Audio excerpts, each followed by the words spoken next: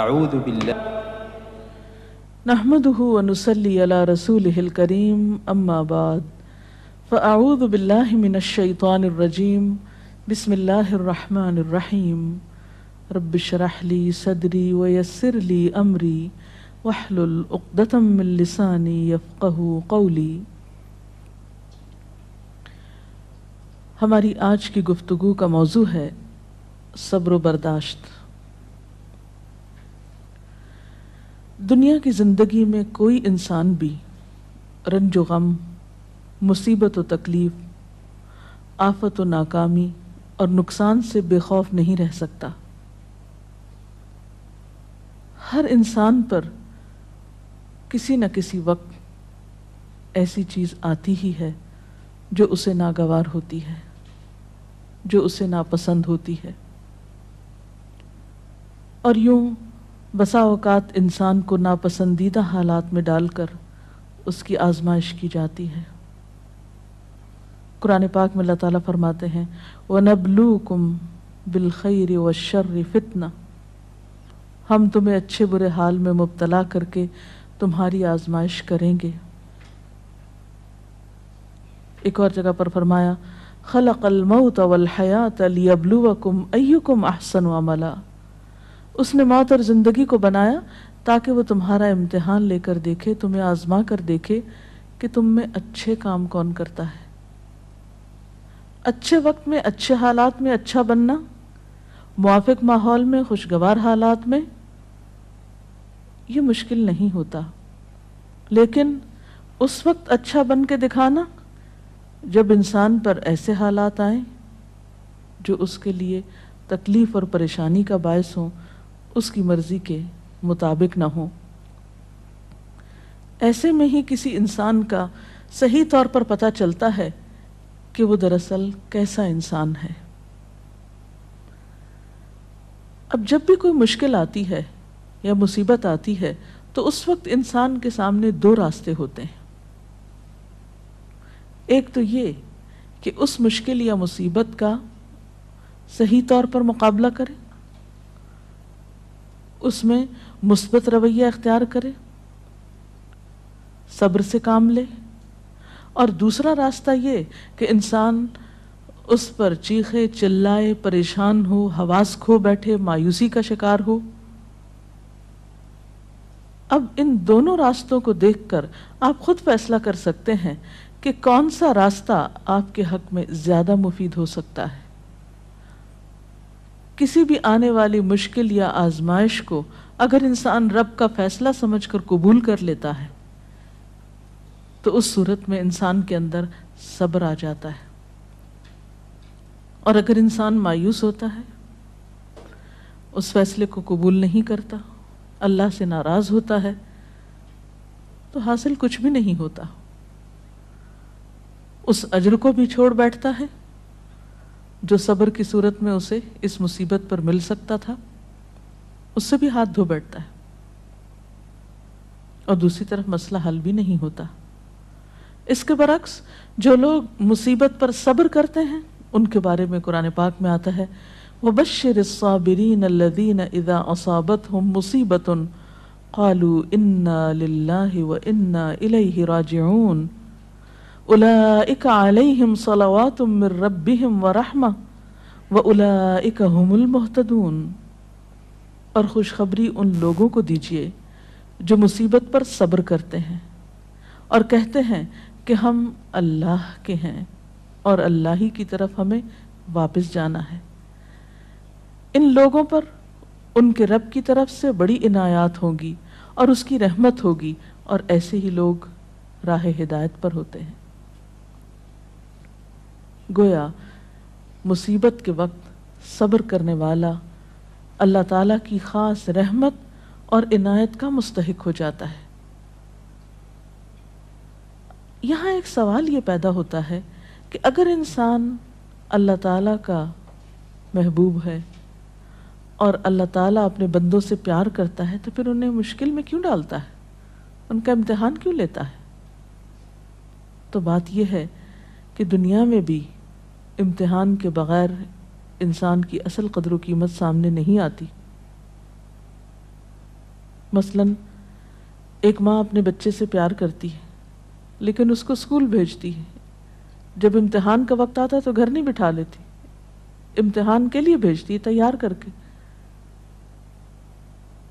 اور امتحان سے جب بچہ گزرتا ہے تو ہی وہ پہچانتا ہے کہ اب وہ کس قابل ہے۔ کامیابی امتحان کے بعد ہی آتی، بغیر امتحان کے تو کامیابی کا تصور ہی نہیں۔ اسی طرح ہم دیکھتے ہیں کہ دنیا کی تاریخ میں جس طرح کے بھی لوگ آئے، خواہ وہ نیک آئے یا بد آئے، اچھے یا برے، انبیاء اور صالحین تھے یا فاسقین و فجار تھے، آزمائشیں ہر ایک کی زندگی میں آئیں۔ اس دنیا میں سب کو امتحانوں سے گزرنا پڑا۔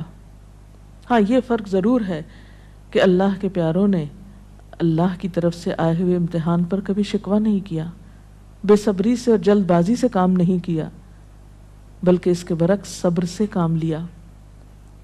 نبی صلی اللہ علیہ وسلم نے فرمایا کہ اذا احب اللہ قوما، جب اللہ کسی قوم سے، کسی گروہ سے محبت کرتا ہے، ابتلاہم، تو ان کو آزما لیتا ہے۔ گویا آزمائش اللہ کی طرف سے کسی ناراضگی کی علامت ہی نہیں، بلکہ بسا اوقات وہ اس کی محبت کی علامت ہوتی ہے۔ پھر فرمایا کہ جو شخص اس پہ راضی ہو جاتا ہے اللہ اس کے لیے راضی ہو جاتا ہے، اور جو ناراض ہوتا ہے اللہ تعالیٰ اس سے ناراض ہو جاتا ہے۔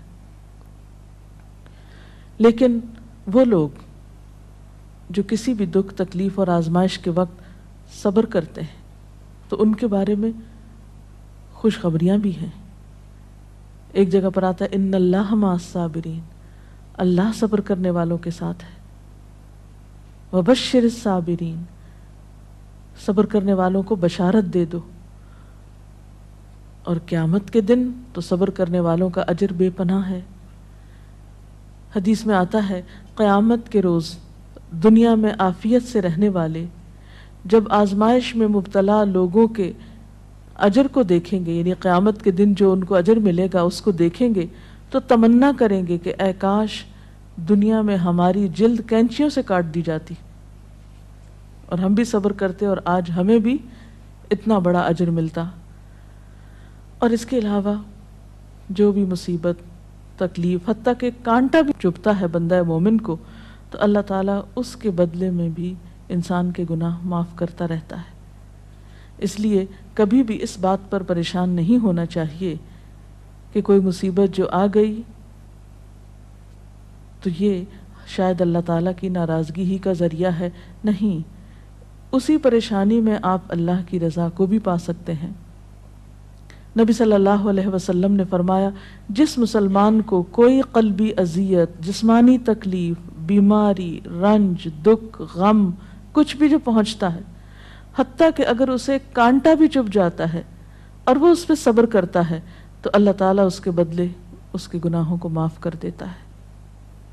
اس لیے تکلیف مانگنی تو نہیں چاہیے، عافیت کی دعا پسندیدہ ترین دعاؤں میں سے ہے، لیکن اگر تکلیف آ جائے تو اس پر واویلا نہیں کرنا چاہیے، اس کو اللہ کا فیصلہ سمجھ کر قبول کر لینا چاہیے اور اس وقت صبر سے کام لینا چاہیے۔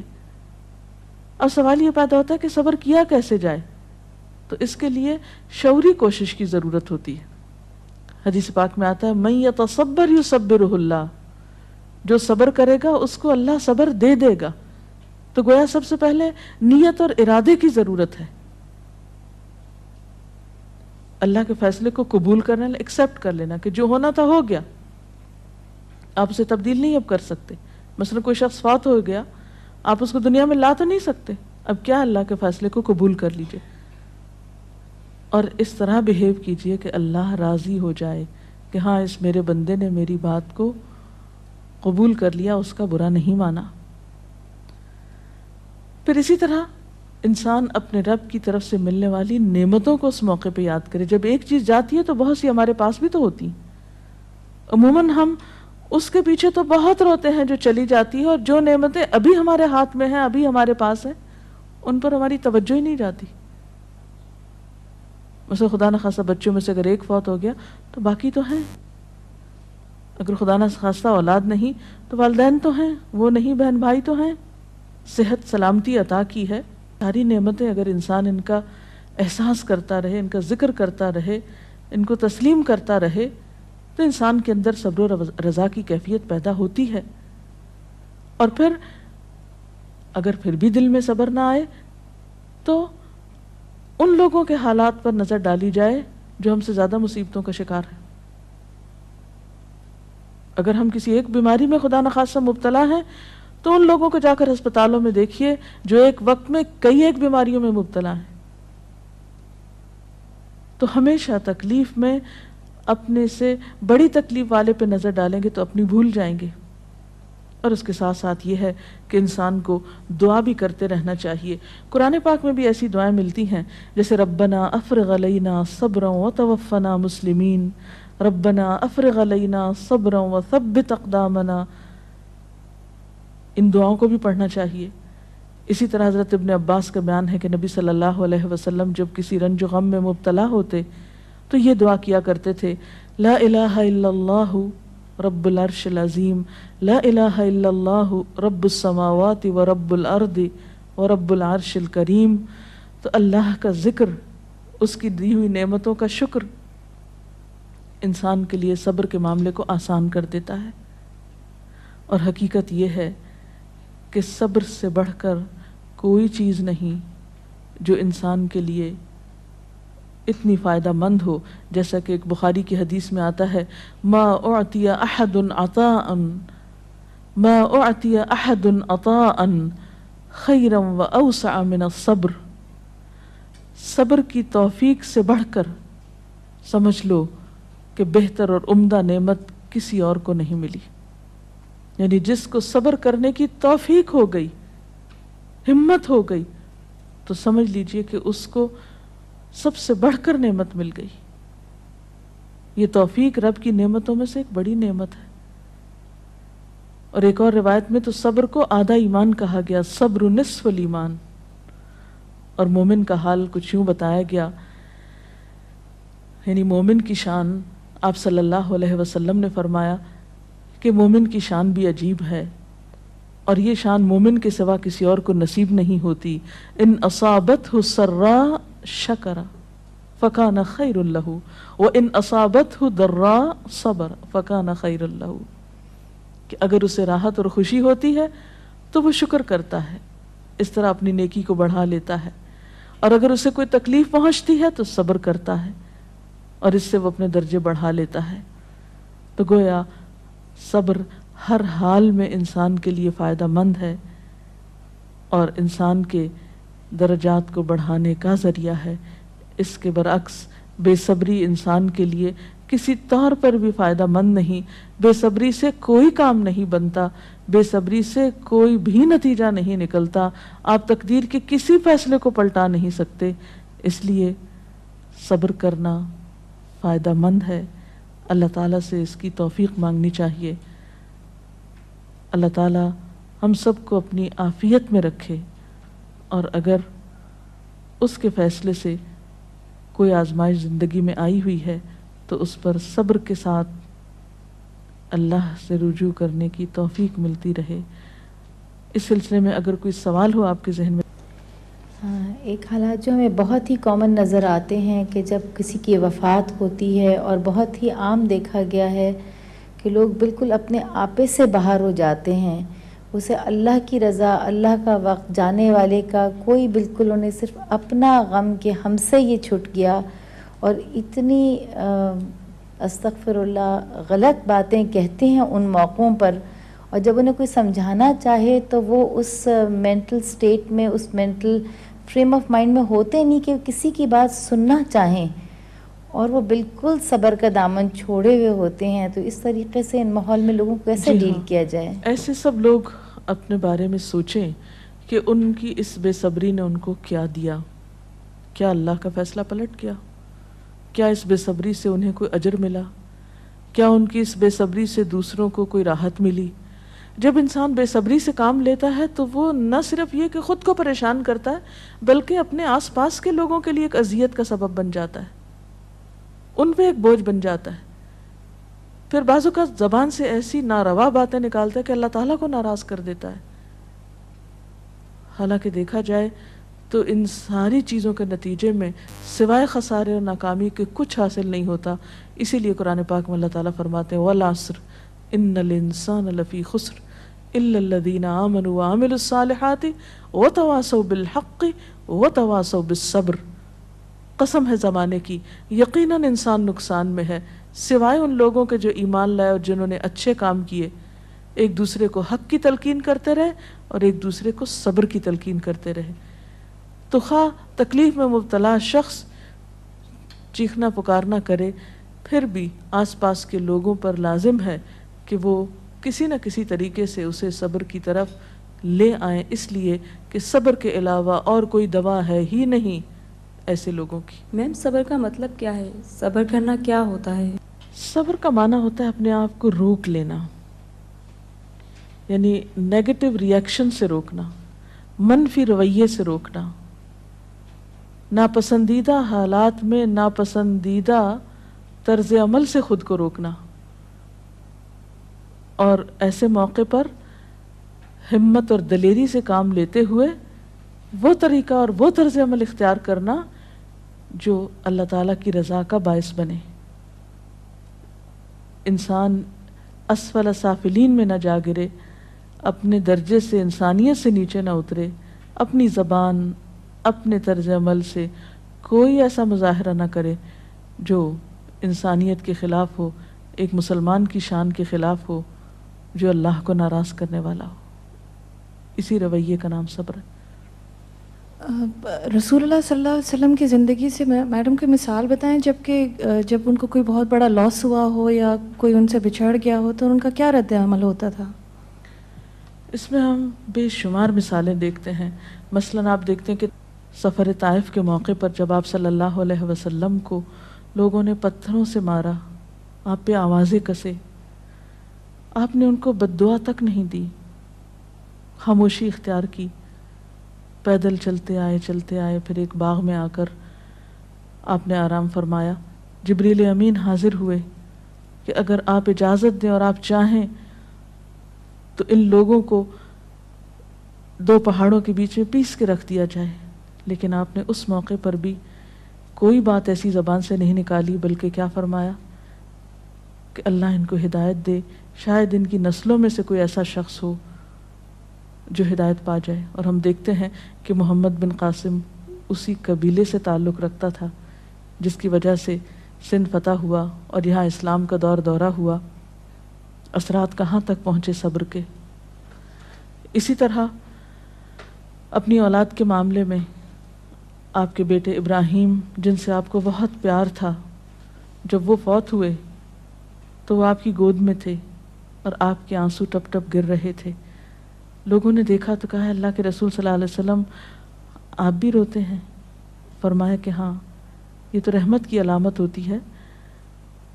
آنکھ آنسو بہاتی ہے، دل غمگین ہوتا ہے، لیکن زبان سے وہی نکلے گا جو اللہ کی رضا ہوگی، یعنی زبان سے کوئی ناپسندیدہ بات نہیں نکلے گی. اسی طرح جنگ احد کے موقع پر جب آپ کا دانت شہید کر دیا گیا، اس موقع پر بھی آپ نے کس طرح صبر و رضا سے کام لیا. تو گویا خواہ کوئی جسمانی تکلیف ہوئی آپ کو، یا اولاد کی طرف سے تکلیف اور غم پہنچا، یا اللہ کے راستے میں جب کہیں ستائے گئے، تو کسی بھی موقع پر آپ نے کبھی کوئی ایسا طریقہ اختیار نہیں کیا کہ جو اخلاق سے کم ہو. اسی لیے آپ کو یہ اعزاز نصیب ہوا کہ انک لعلی خلق عظیم، بے شک آپ اخلاق کی عظمتوں پر فائز ہیں. اور واقعی بہترین اخلاق اس وقت کسی کا پتہ چلتا ہے، اور بہترین اخلاق والا وہی ہو سکتا ہے جو ایسے موقع پر بہترین اخلاق کو ثبوت دے جب حالات اس کے موافق نہ ہوں، اس کے خلاف ہوں، اس کے نفس کو ناگوار ہوں، اس کے لیے تکلیف دہ ہوں، پریشان کن ہوں. جی کوئی اور سوال؟ یہ صبر کے معاملے میں ہم عورتیں جو ہیں عموماً بے صبری کا زیادہ مظاہرہ کرتے ہیں، خاص کر جیسے کہیں اموات ہو جائے یا کچھ ہو جائے. لیکن کچھ ایسی خواتین بھی ہوتی ہیں جو اس وقت بہت زیادہ صبر کرتی ہیں، لیکن پھر وہی ہماری جو ہم عورتیں جو ہے اس وقت اس کو یہ تانا دیتی ہیں بہت سنگ دل ہے، سخت دل ہے، اور وہ الٹا اس کو متاثر ہونے کے بجائے، اس کو زیادہ اس کو کرنے کے بجائے اس کو تانے دے کے معاشرے میں اس کا جینا زیادہ. تو اس معاملے میں جو ہے امہات المومنین کی کوئی ایسی مثالیں ہوں جو کہ بھئی اس طرح انہوں نے تکالیف میں صبر کیا، اور ہم عورتوں کا ایسے معاملے میں کیا کردار ہونا چاہیے کہ ایسے جو صبر کرتی ہیں خواتین. اس میں آپ دیکھیے کہ حضرت ام سلیم ہیں جن کا بچہ بیمار ہے، شوہر بیمار بچے کو چھوڑ کر جاتے ہیں، واپس آتے ہیں تو بچہ فوت ہو چکا ہوتا ہے. بیوی بہت صبر سے کام لیتی، یعنی ام سلیم جو ہیں بہت صبر سے کام لیتی ہیں، بچے کو ڈھانپ دیتی ہیں، شوہر کا استقبال کرتی ہیں، ان کو کھانا کھلاتی ہیں، آرام کرنے دیتی ہیں، اور پھر بہت عمدہ طریقے سے ان سے کہتی ہیں کہ اچھا ابو طلحہ یہ بتاؤ کہ اگر کوئی شخص تمہارے پاس اپنی امانت رکھے اور پھر امانت لینے کے لیے آ جائے تو تم کس طرح واپس لوٹاؤ گے؟ تو کہنے لگے کہ خوشی کے ساتھ لوٹاؤں گا. پوچھا تم ناراض تو نہیں ہوگے کہ وہ اپنی امانت کیوں لینے کے لیے آگے، یعنی واپس کیوں لے رہا ہے؟ کہا کہ نہیں، ناراضگی کس بات کی؟ تو کہنے لگے کہ دیکھو تمہارا بچہ تمہارے پاس اللہ کی امانت تھا، تمہاری ملکیت نہیں تھا، اللہ کی طرف سے ایک نعمت ملی ہوئی تھی، اللہ تعالیٰ نے اس کو واپس لے لیا. یعنی کس قدر خوبصورت انداز میں وہ اپنے بچے کی وفات کی خبر اپنے ہی شوہر کو دیتی ہیں، کوئی رونا دھونا نہیں، کوئی واویلا نہیں، کچھ بھی نہیں. اسی طرح جنگ احد میں ایک صحابی ہیں جن کے شوہر، جن کے بیٹے، جن کے باپ، جن کے بھائی شہید ہوتے ہیں، ان کو ہر ایک کی شہادت کی خبر سنائی جاتی ہے، لیکن وہ کہتی ہیں مجھے اللہ کے رسول صلی اللہ علیہ وسلم کے بارے میں بتاؤ کہ ان کا حال کیا ہے. اتنے رشتوں کے جانے پر کس قدر صبر سے کام لے رہی ہیں. ایک نہیں بے شمار مثالیں ایسی ہیں، اور اسلام تربیت بھی ایسے ہی کرتا ہے انسان کی. عرب کی ایک مشہور شاعرہ ہیں مرثیہ نگار. دور جاہلیت میں ان کا بھائی صخر فوت ہو گیا، بھائی سے بہت محبت تھی. اس کے فوت ہونے پر بہت دردناک مرثیہ لکھا. کہتی ہیں کہ عینی جودا ولا تجمدا الا تبکیانی لصخر الندی، اے میری دونوں آنکھوں بس بہتی ہی رہو، کیا تم صخر بھائی کا نام تھا، صخر کے لیے روگی نہیں جو بہت ہی سخی تھا، خود بھی روتی تھی اوروں کو بھی رلاتی تھی. اور اس کے ساتھ ہی یہ کہ سیاہ رنگ کی کہتے ہیں کہ اس نے چولی پہن رکھی تھی کہ مرتے دم تک نہیں اتاروں گی، یعنی ہر وقت ایک غم کا سمبل بنی ہوئی تھی. جب اسلام لائیں، ایمان لائیں، تو اس کے بعد ایک جنگ میں ان کے 4 بیٹے اکٹھے شہید ہوئے اور ایک آنسو نہیں بہایا. انتہائی صبر کا مظاہرہ کیا. وہ خاتون جو دور جاہلیت میں ایک بھائی کی وفات پر مسلسل روتی تھی، ایمان لانے کے بعد اس پر بھی صبر آ گیا اور اپنے بیٹوں کی شہادت پر اللہ کا شکر ادا کیا. اور صخر کے لیے پھر جب کبھی روتی تھی تو کہتی پہلے تو میں اس کی موت پہ روتی تھی، اب اس بات پہ روتی ہوں کہ وہ حالت کفر میں فوت ہو گیا، اس کی آخرت کا کیا ہوگا. تو جس شخص کو غم آخرت لگ جائے وہ دنیا کے غم بھول جایا کرتا ہے. اور یہ ایمان ہی ہے سچا ایمان جو انسانوں کو اندر باہر سے بدلتا ہے. اللہ تعالی ہمیں بھی بہترین مومن بنائے. اس کے ساتھ ہی آج کا پروگرام ختم ہوتا ہے. اجازت چاہتے ہیں. السلام علیکم ورحمۃ اللہ وبرکاتہ. سبحانک اللہم وبحمدک، نشہد ان لا الہ الا انت، نستغفرک ونتوب الیک.